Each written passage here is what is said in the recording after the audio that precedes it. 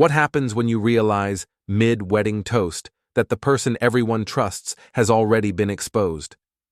I knew something was wrong the moment my brother leaned in and warned me about my drink. I said nothing, swapped the glasses, and waited. Because when my son raised his glass to toast 200 guests, the truth didn't whisper anymore. Before we continue, we ask you to hit the hype button, subscribe, and like the video to help the channel grow. Tell us which city you are from in the comments. We would like to get to know our audience better. I sat in my kitchen that Tuesday morning, 3 days before the wedding, watching Pierce and Isla go through seating charts at my table. They had spread papers everywhere, notebooks, printouts, color-coded lists. I was drinking coffee in the corner. Nobody asked me to sit down with them. Pierce pointed at a diagram. Isla nodded. She moved my name to table 14. I saw it happen. Table 14 was near the kitchen doors, far from family, far from the head table, far from anywhere that mattered. Pierce did not stop her. He did not even look up. I have been a land surveyor for 28 years. I measure property lines. I mark boundaries. I document what exists. People think the work is boring. They think it is simple. They are wrong. The work teaches you to see what others miss. It teaches you patience. It teaches you that small details matter more than grand gestures. Pierce looked up from his papers. He said, "Dad, we need you to just go with the flow this weekend. Isla has worked really hard on this. Do not bring up any old-fashioned ideas, okay? Just smile and be happy." I nodded. I said, "I understand." Isla smiled. She said, "Thank you, Mason. I really appreciate your cooperation. This weekend needs to be perfect. No drama, no problems, just perfection." I finished my coffee and left the room. They kept working. I heard Isla laugh about something. Pierce laughed with her. Their voices carried through the house. Happy, confident, in control. Later that day, I drove to the survey office trailer on the edge of town. My co-worker Vincent was already there, checking equipment. He looked up when I walked in. He asked how the wedding plans were going. I told him fine. He said, "You do not look fine, Mason. You look like someone stepped on your grave." I said I was just tired. Wedding stress, father of the groom duties, all the usual things. Vincent has known me for 16 years. He knows when I am lying, but he also knows when not to push. He just nodded and went back to his work. That evening, I received a group text. It was from Elaine, my ex-wife. She wrote everyone, "We need to remember this weekend is about Pierce and Isla. Let them have their day without drama. Let them shine. This is their moment, not ours." She added a heart emoji at the end. I did not respond. I never respond to those messages. Responding makes people think you need to defend yourself. Silence is cleaner. I opened my laptop. I reviewed some documents I had saved in a folder labeled Personal, Important, tax records, property deeds, life insurance documents, bank statements, trust fund paperwork, legal forms I had signed years ago. I did not open them. I just checked they were still there. Then I closed the laptop and put it away. My phone buzzed again. It was another message, this time from Isla directly. She wrote Mason, "Just a reminder to enjoy the day and not interfere. We have everything handled. Just relax and let us do our thing." Smiley face. "See you Friday. Can't wait." I put the phone down. I stood at the window. I looked out at the empty street.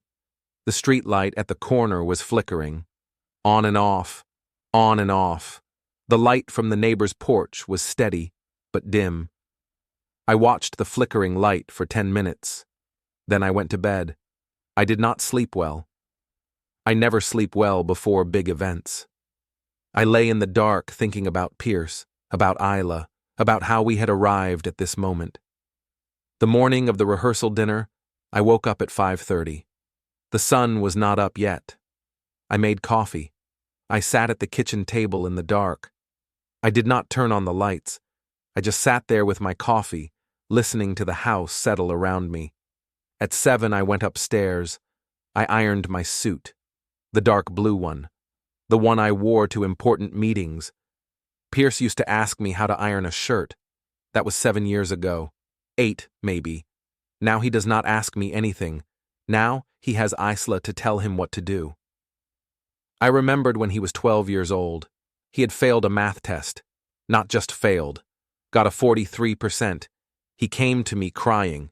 He said he was stupid. He said he would never understand math. He said the teacher hated him. I sat with him for 3 hours that night. We went through every problem on that test. Every single one. I showed him where he went wrong. I showed him how to check his work. How to break big problems into small steps. He retook the test 2 weeks later. He got an A, 94%. He hugged me that day. He said, "Dad, you are the smartest person I know." When he turned 16, I bought him a used truck. A Ford. Blue. It had some miles on it, but the engine was solid.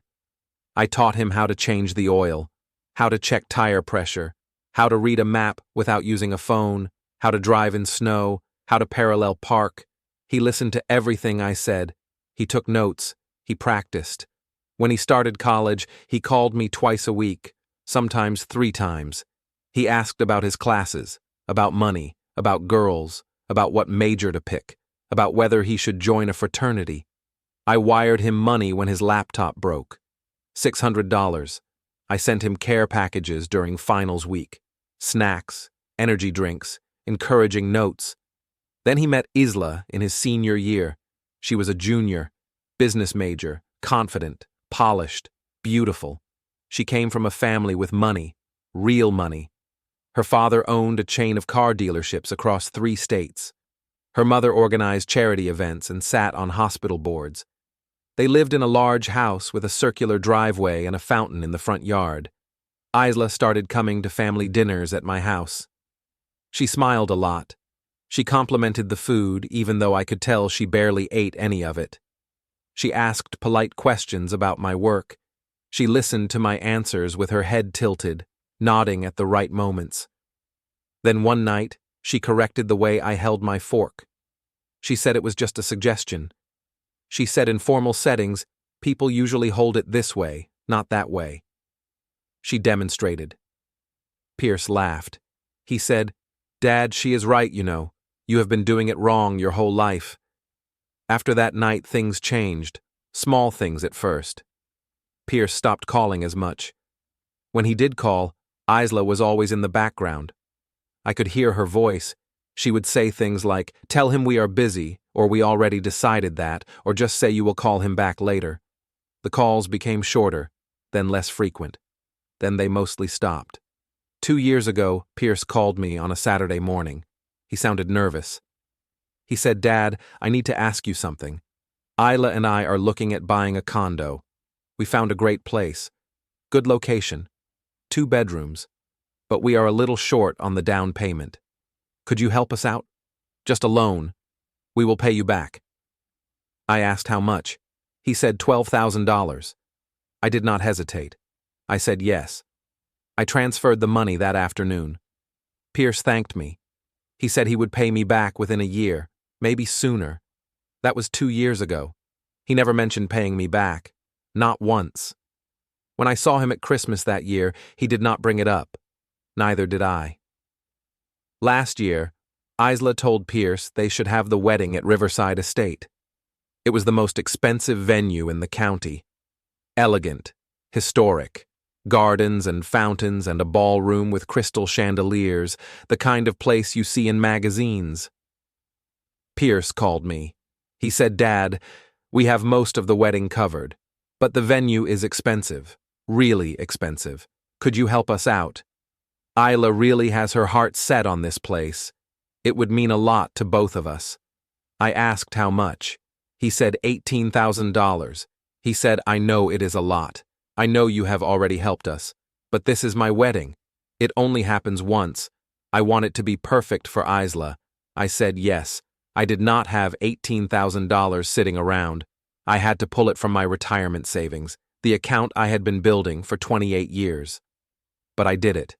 I transferred the money. Pierce thanked me. Isla sent me a text. She said, "Thank you, Mason. You are very generous. We will never forget this." 3 months ago, they had an engagement party. Big party. Isla's parents hosted it at their house. The one with the circular driveway and the fountain. I was invited. The invitation came in the mail. Formal. My name printed in elegant script. I arrived on time. 7 p.m. exactly. I parked on the street because the driveway was full of expensive cars, BMWs, Mercedes, a Tesla. I walked up to the front door. Isla was greeting guests. She wore a white dress. She hugged everyone who came in. When I walked up, she shook my hand. She said, "Oh good, you made it, Mason. Go ahead and grab a drink. Mingle. Have fun." I went inside. The house was full of people, loud conversations, laughter, music playing. I recognized some faces. Pierce's friends from college, Isla's family, her friends. I did not recognize most people. I stood in the corner most of the night. People talked around me, past me, through me. Nobody asked about my work. Nobody asked how I was doing. Nobody asked anything. I was just there, a presence, background. Pierce gave a speech at 9 p.m. He stood on the stairs so everyone could see him. He thanked everyone for coming. He thanked Isla's parents for hosting. He thanked his mother for always supporting him. He thanked Isla for saying yes. He talked about how lucky he was, how excited he was for the future. He did not mention me, not once. 2 minutes of talking, not one word about his father. After the party, I drove home alone. It was a 40-minute drive. I sat in my car in the driveway for 20 minutes after I got home. I did not cry. I do not cry. I just sat there with the engine off, staring at my garage door. Now it was Friday. The rehearsal dinner was tonight. The wedding was tomorrow. I finished ironing my suit. I packed my overnight bag. I checked my phone. There were no messages, no calls, nothing. I drove to the hotel. It was a nice hotel, 4 stars, near the wedding venue. I checked in at the front desk. The receptionist was young, maybe 25. She smiled. She asked if I was here for the Braskin wedding. I said yes. She said congratulations, how exciting, what a beautiful venue they chose. I thanked her. I took my key card. I went to my room on the 3rd floor, room 312. I unpacked my bag. I hung up my suit. I sat on the bed. I looked at the ceiling. The air conditioner hummed. The room smelled like cleaning products and carpet. My phone buzzed. It was a seating update notification from the wedding planning app Isla had made everyone download. I opened it. My seat had been moved again. Now I was at table 16, even further back than before, closer to the kitchen, further from family. I put the phone down. I lay back on the bed. I closed my eyes. I did not sleep. I just breathed, in and out, slow and steady. The rehearsal dinner was at a restaurant called Marcello's, Italian place, dim lighting and white tablecloths and candles on every table, classical music playing softly. I arrived alone at 6:30. The reservation was for 7, but I came early. I always come early. Isla's family was already there, her parents, her 2 brothers, her grandmother. They were gathered near the bar, laughing loudly, drinking wine. Isla stood with them in a red dress. Pierce was next to her in a gray suit. He saw me walk in. He waved. I waved back. He did not come over. He turned back to Isla's family and kept talking. I found my seat. The table had name cards, fancy cards with gold lettering. My name was near the back of the room. Next to me was an empty chair. The name card said Corbin Findlor, my brother.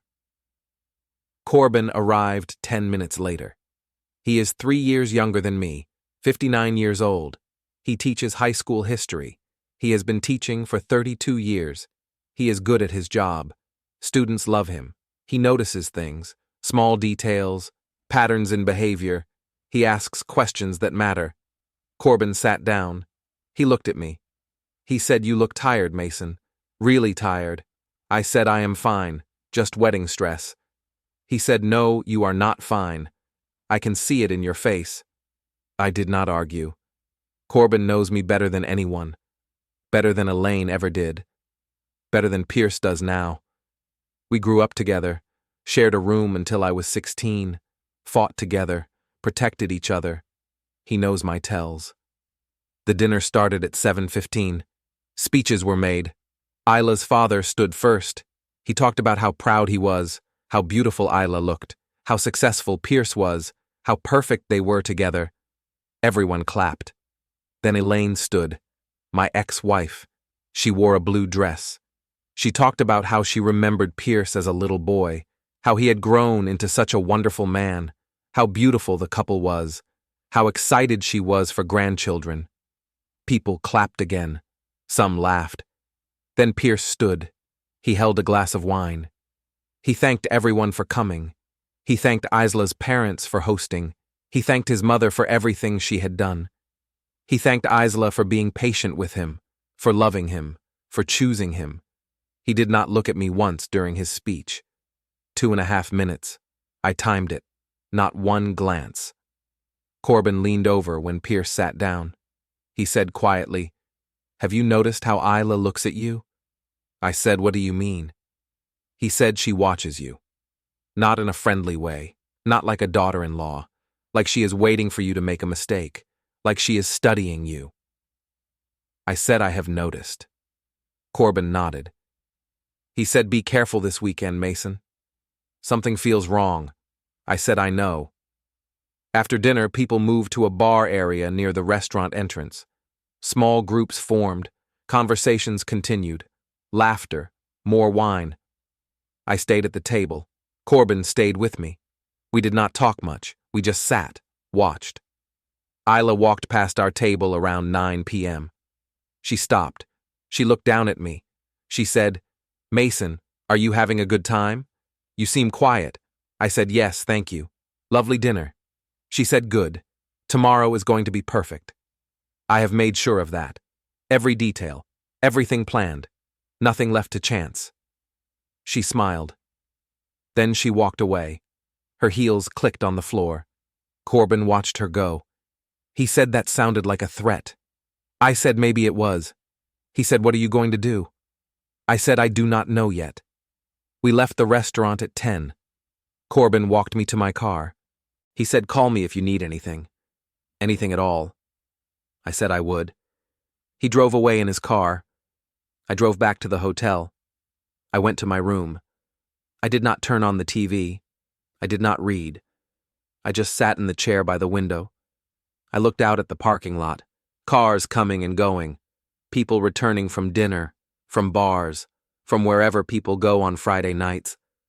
I thought about Pierce, about the math test, about the truck, about the calls, about $12,000, about $18,000, about the engagement party, about table 16. At midnight, I finally went to bed. I did not sleep well. The next morning, I woke up at 6 a.m. Early light through the curtains. I took a shower, hot water, 20 minutes. I got dressed, casual clothes first. The ceremony was not until 3 p.m. I had time. I went to the hotel restaurant for breakfast. It was on the ground floor, buffet style. I got coffee and scrambled eggs and toast. I sat at a table near the window. The restaurant was mostly empty. A few business travelers, a couple with a baby, and at a corner table, Isla and her mother. They were looking at a tablet, talking quietly, planning something. I got my food and sat far away. I did not want to interrupt. I did not want conversation. Isla glanced over after a few minutes. She saw me. She said something to her mother. They both looked at me. Not hostile, not friendly. Just looking, assessing. Then they went back to their tablet. I finished my breakfast. I went back to my room. I put on my suit, the dark blue one. I adjusted my tie. I looked at myself in the mirror. I looked like a father of the groom. I looked presentable, appropriate. At noon, Corbin knocked on my door. He said we need to go. The ceremony starts at 3. We should get there early. Help with setup if they need it. We got in my car. Corbin drove. I sat in the passenger seat. We did not talk for the first 10 minutes, just drove, trees passing, houses, strip malls, then open fields as we got closer to the venue. Then Corbin said, "I need to tell you something. Something important." I looked at him. I said, "Okay." He said, "Last night after you went to your room, I stayed at the bar for a while. I was not ready to sleep. I had a beer. I sat in the corner. Isla was there with 2 of her friends, bridesmaids. They were at a table about 10 feet from me, close enough to hear them talking if I paid attention. I said, "And?" He said she was laughing. They all were, drinking martinis, talking about the wedding, about how perfect everything was. Then one of her friends asked if there was anything she was worried about. Isla said no. She said she had everything handled, every detail, every potential problem. I waited. Corbin continued. He said then Isla said something about how you would not be a problem much longer. One of her friends asked what she meant. Isla laughed. She said she had it handled. She had arranged something. I felt something cold move through my chest. I said, "What else did she say?" Corbin said she mentioned your drink, specifically. She said she had made sure you would not cause any scenes tomorrow, that you would be taken care of. She did not explain exactly what she meant. But the way she said it, Mason. It was not a joke. It was not casual. It was intentional. I stared out the window, fields passing. I said, "Are you sure?" He said, "Yes." "I am completely sure." I heard every word. I said, "Did anyone else hear?" He said, "I do not think so." The bar was loud. Music playing. They were talking quietly. I only heard because I was close and paying attention. We drove the rest of the way in silence. When we arrived at Riverside Estate, the parking lot was already filling up. Expensive cars, luxury vehicles, people in suits and dresses walking toward the venue entrance. Corbin parked near the back of the lot, under a tree. We sat in the car for a moment, engine off, just sitting. I said, "Thank you for telling me." He said, "What are you going to do?" I said, "I do not know yet, but I will figure it out." He said, "Be smart, Mason. Do not do anything that makes it worse." I said, "I will be smart, I promise." He said, "If you need help, tell me. Anything you need." I said I will. We got out of the car. I put on my jacket. I walked toward the venue. My hands were steady. My mind was clear. Clearer than it had been in weeks. Riverside Estate was beautiful. The kind of place you see in magazines. White chairs arranged in perfect rows on a green lawn. Flowers everywhere. Roses, lilies, hydrangeas. A wooden arch at the front, wrapped in vines and white fabric. 200 guests, everyone dressed perfectly. Suits, dresses, expensive jewelry, perfume mixing with the smell of fresh-cut grass. I found my seat. Table 16, back row, far right side. Corbin sat next to me. We watched people arrive. Isla's family sat in the front row, her parents, her brothers, her grandmother in a wheelchair. Pierce stood near the arch with his best man, a college friend. Name was Tyler. Pierce looked nervous. He kept adjusting his tie, checking his watch, looking around. The ceremony started at 3:15. Music played, string quartet, something classical. Everyone stood. Isla appeared at the back of the aisle, white dress, long train, flowers in her hair, veil covering her face. She looked perfect, absolutely perfect. She walked down the aisle slowly. Her father walked beside her. Everyone watched. Phones came out, pictures, video, flashes. Pierce started crying when he saw her. Actual tears. She reached him. She took his hand. Her father kissed her cheek and sat down. The officiant spoke. Words about love, about commitment, about building a life together. Pierce and Isla said their vows, personal vows. They had written them themselves. Pierce talked about how Isla made him a better man, how she challenged him, how she showed him what was possible. Isla talked about how Pierce was her rock, her partner, her future, how she could not wait to build a life with him. People cried. Happy tears, emotional tears, the kind of tears people cry at weddings. The officiant said you may kiss the bride. Pierce lifted her veil. They kissed. Everyone clapped. Some cheered. The music played again. Pierce and Isla walked back down the aisle, smiling, waving. Perfect. It was a perfect wedding ceremony. Flawless. After the ceremony, guests moved to the reception hall. It was inside the main building, a large room with high ceilings, round tables covered in white cloth, gold chairs, centerpieces with candles and flowers, a dance floor in the center, a stage for the band, a bar in the corner, servers everywhere, carrying trays, taking orders, moving smoothly through the crowd. I found table 16 again. My name card was there. Corbin sat next to me. Other guests at the table were distant cousins I barely knew, second cousins, third cousins, people I saw at funerals and weddings and nowhere else. They smiled politely when I sat down. We exchanged pleasantries. Then we stopped talking. At 4:30, Isla and Pierce entered the reception hall. Everyone stood. Everyone clapped. They walked to the head table. It was raised on a platform. They sat down. Pierce's best man sat next to him. Isla's maid of honor sat next to her. Isla's parents sat on the other end. Servers brought appetizers, small plates, fancy food, things with French names. I ate slowly. I watched the room. I noticed everything. I noticed Isla talking to a server near the bar. She leaned in close. She pointed at something on the bar counter. The server nodded. Isla smiled. Then she walked back to the head table. The server stayed at the bar. She picked up a tray. She arranged glasses on it.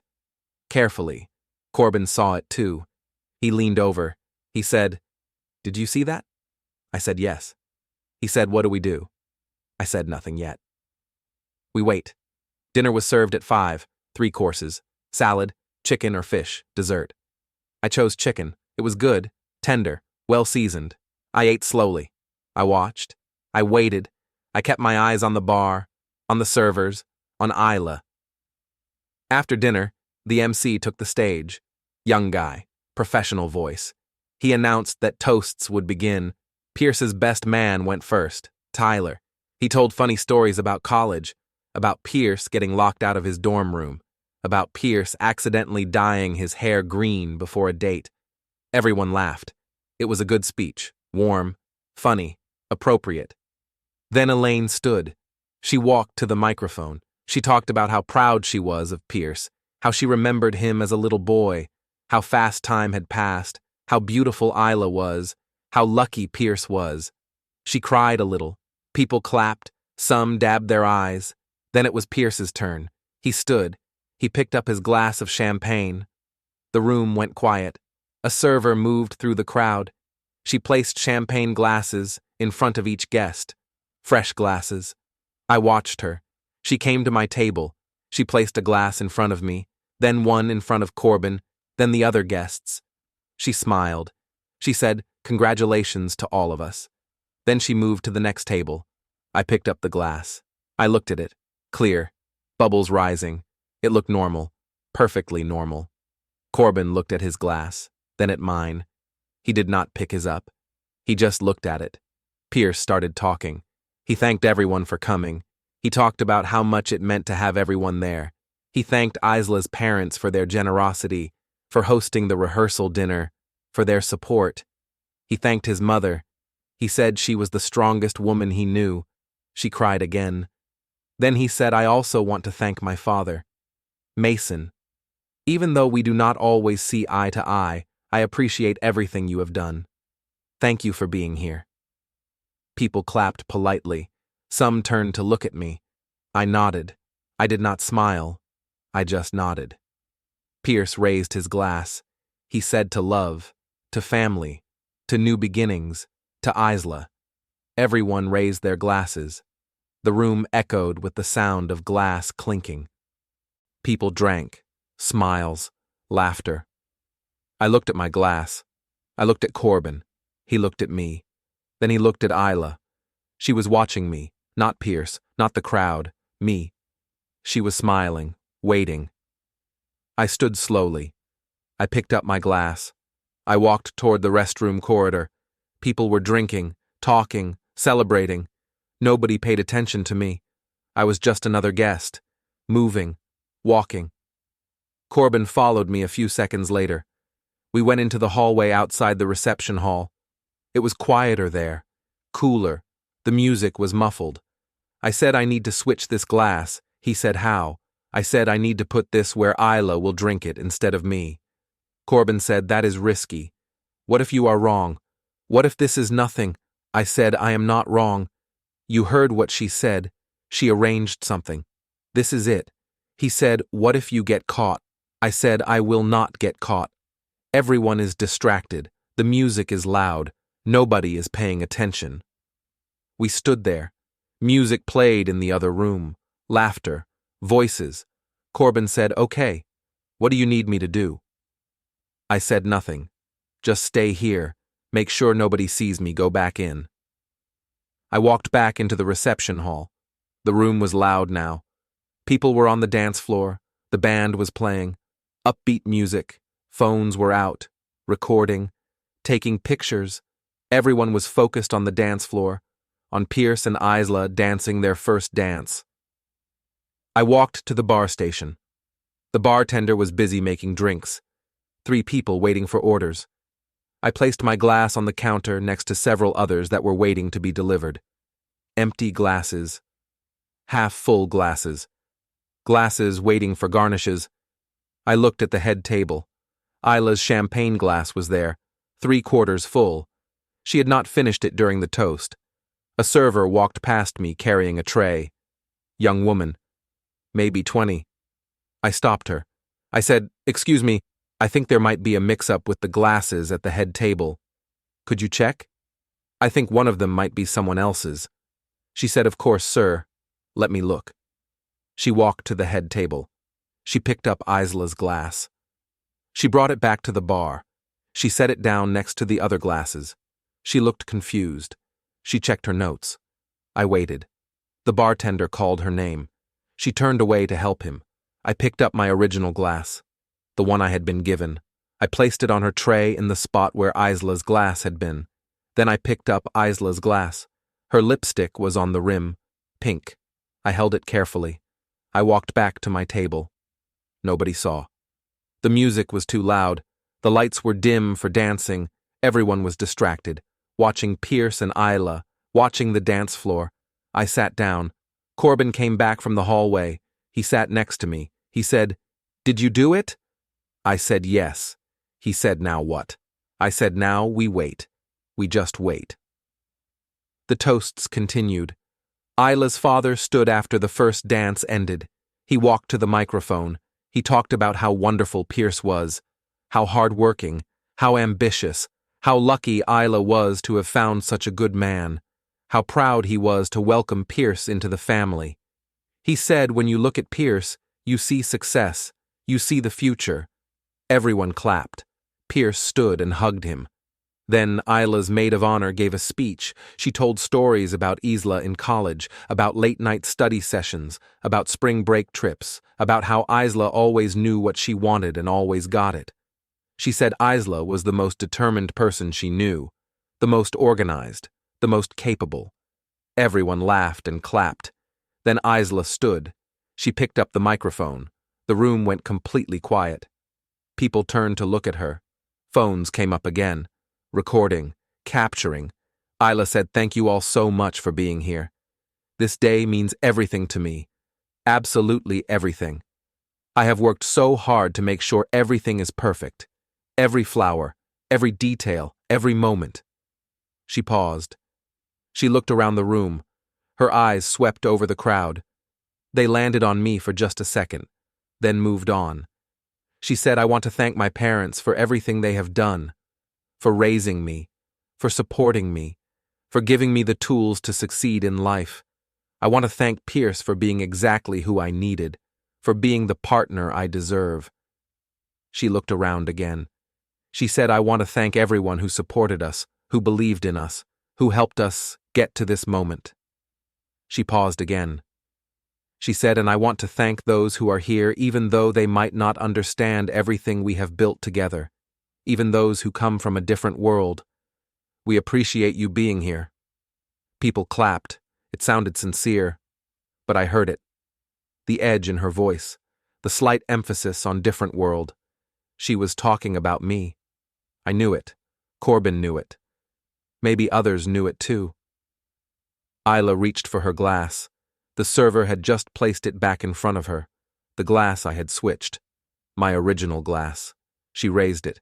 She said to us, to Pierce and me, to our future, to everything we are going to build. Everyone raised their glasses. Isla brought hers to her lips. She drank. A full sip.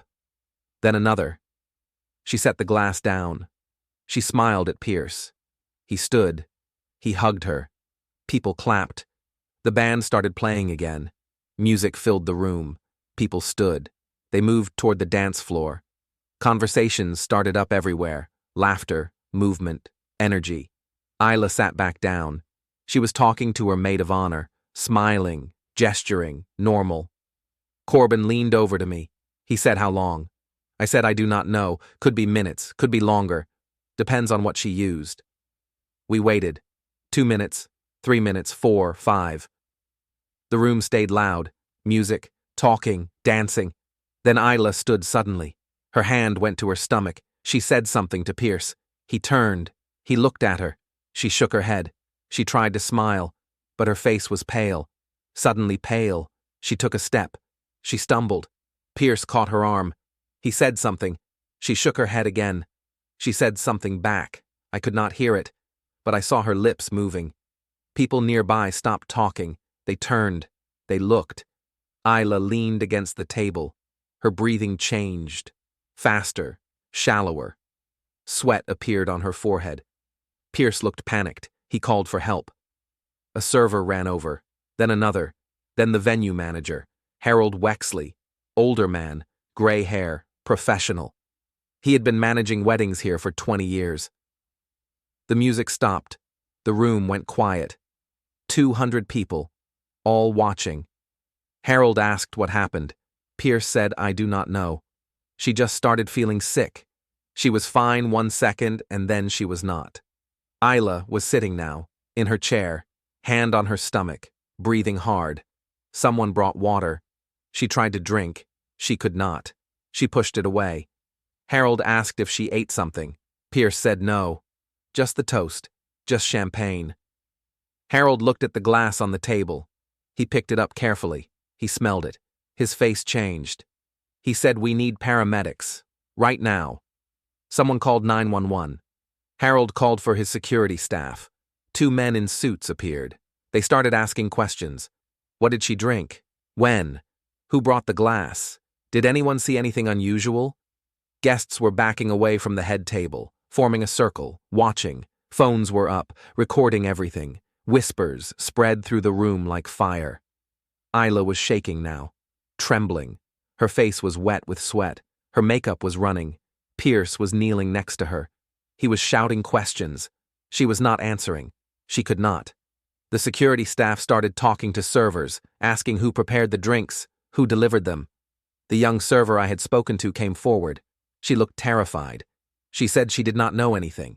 She just delivered glasses. She did not prepare them. Harold pulled Pierce aside. He said something quietly. Pierce's face went white. He turned to look at the crowd, looking for someone, looking for answers. Isla was crying now, not from pain, from something else. Fear, maybe, or understanding. She looked up. Her eyes found mine across the room.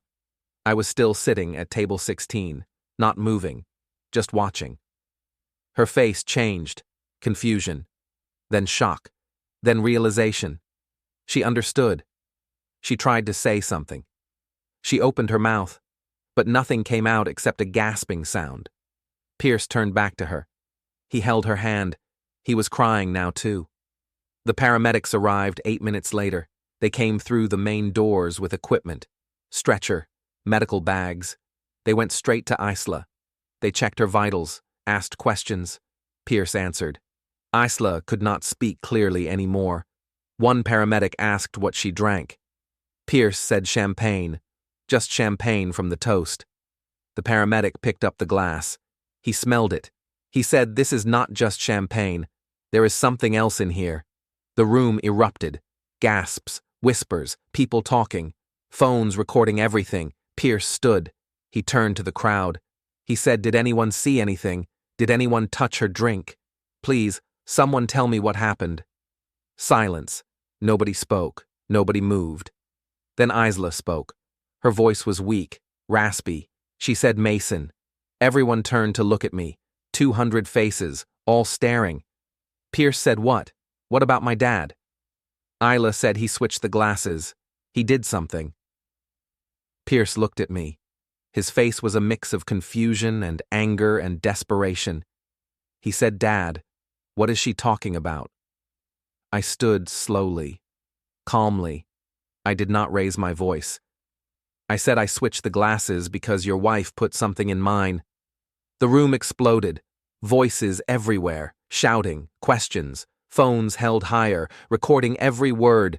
Pierce said, "That is insane. Why would she do that?" I said, "Ask her."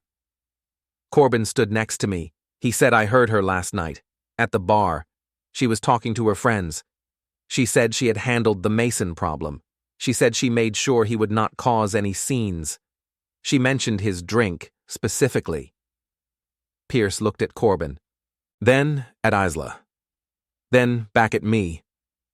He said, "You are lying. Both of you."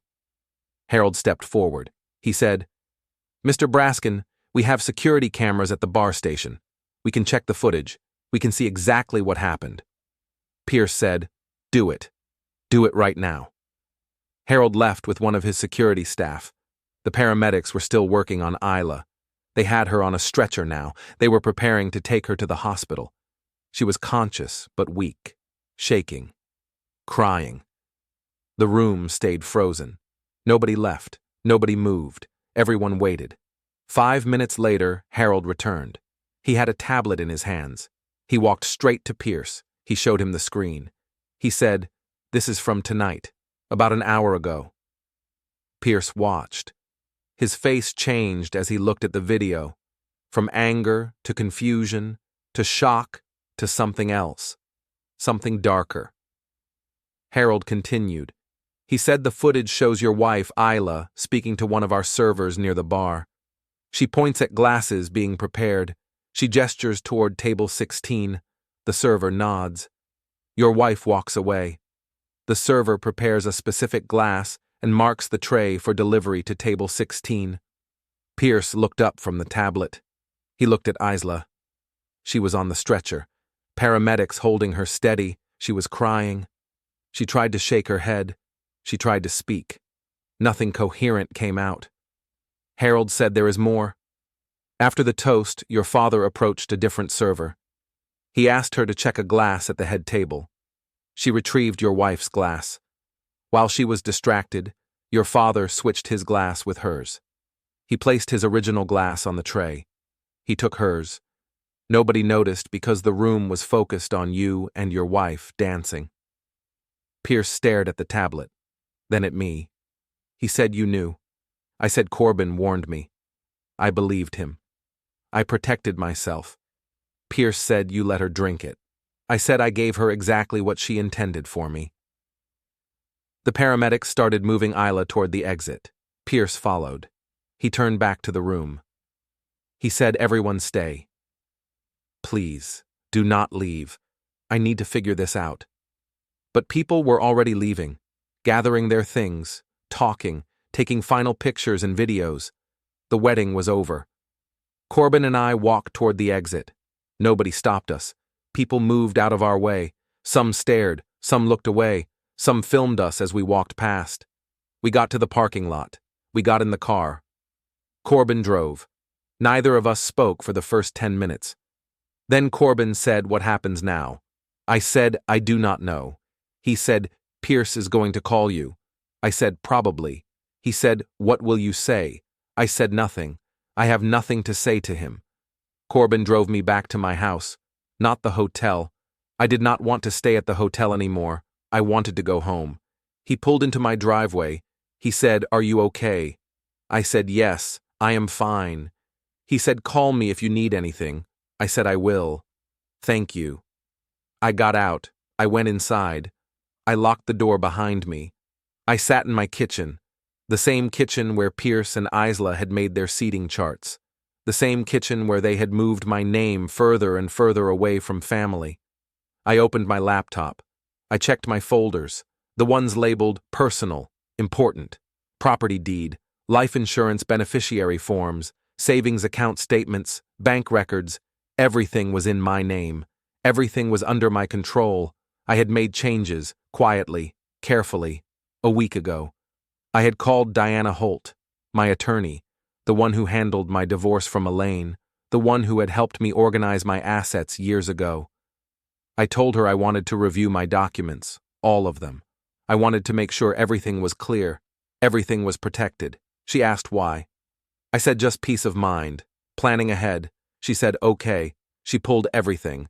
We reviewed it, property, accounts, insurance, trust funds, everything. I asked her what would happen if I removed someone as a beneficiary. She said, "You have every legal right to do that. These are your assets, your property, your money. You can designate whoever you want." I said, "What if someone contested it?" She said, "If the documents are clear and properly executed, there is no contest. It is your decision." I said, "Okay, I want to make some changes." She prepared new documents. I signed them. She filed them. Everything was done legally, properly, quietly. Pierce did not know yet, but he would. My phone buzzed. It was Pierce. I did not answer. It buzzed again. Another call. I did not answer. Then a voicemail. I did not listen to it. Then text messages. Multiple messages. I did not read them.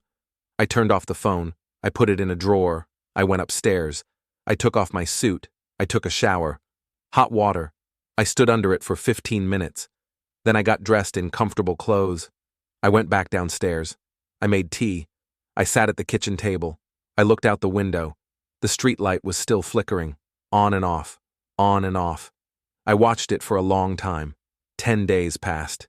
10 quiet days. I did not answer my phone. I did not check messages. I went to work. I came home. I lived my life. Corbin called once on day 3. I answered. He asked if I was okay. I said yes. He asked if Pierce had contacted me. I said he tried. I said I was not ready to talk. Corbin said call if you need anything. On day 7, I received a certified letter from Pierce's lawyer. It demanded I contact them regarding estate matters. I put the letter in a drawer. On day 10, I woke up at 6 a.m. I made coffee. I sat at the kitchen table. Saturday. Quiet. At 8:30, someone started pounding on my door. Loud. Aggressive. I looked through the peephole. Pierce. His face was red. His hair messy. He looked like he had not slept in days. I opened the door. Pierce was holding papers, legal documents.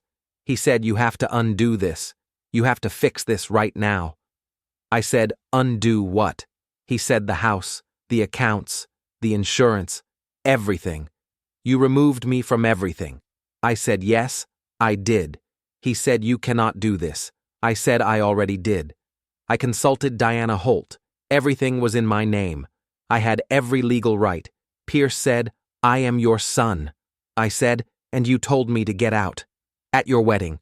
In front of 200 people." He said that was a mistake. I was confused. Isla was sick. I said you knew what was happening. Corbin warned you. You chose not to believe me. Pierce stepped forward. He said, "Please, Dad." Isla left me. The wedding footage went viral. Millions of views. I lost my job. Her family disowned me. I have nothing. I said you had everything. You had a father who loved you, who gave you money I did not have to give. He said I made a mistake. I said no. You made a choice. For years. Pierce said, "What do you want? An apology? Fine. I am sorry. Please. Just undo this. Put me back on the accounts." I looked at him. He was my son, 27 years old. I taught him everything, and he had chosen Isla over me, repeatedly. I said no. He said what? I said no. I am not undoing anything. You are not on my accounts. You are not in my will. You have no claim to anything I own. It is legal. It is final. Pierce said you cannot do this. I said you stopped being my son when you stopped treating me like your father. He said that is not fair. I said fair? $12,000, $18,000 for your wedding, and you put me at table 16. You let her poison my drink. Pierce said she poisoned you, not me. I said you chose blindness. That is on you. He said please, I have nowhere to go. I said then you will figure it out, like everyone does. Pierce stared at me, tears in his eyes. He said I am begging you. I said I am done. He said no. You have to listen. I said goodbye, Pierce. I closed the door. He pounded on it, loud, desperate. He shouted my name. He shouted Dad. I walked to the kitchen. The pounding continued. Then it stopped. His car started. He drove away. I sat at the table. I looked out the window. The streetlight was fixed, steady. I opened my laptop, my accounts, everything in order, mine, protected. I closed the laptop. Peace.